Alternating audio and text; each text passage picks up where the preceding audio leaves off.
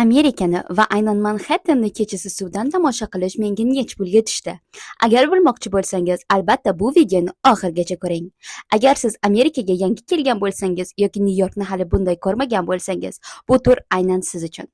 Kechasi shaharni suvdan tomosha qilish unutilmas tajriba. Nyu-Yorkning tungi yorug'liklari suvdan yanada chiroyli ko'rinadi.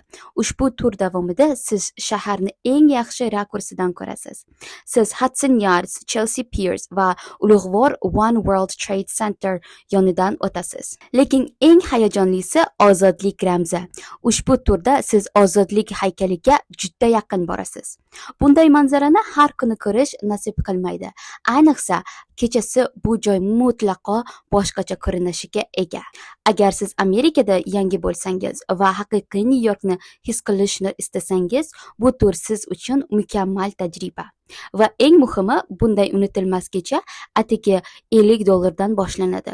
Kuniga qarab o'zgaradi narxlari.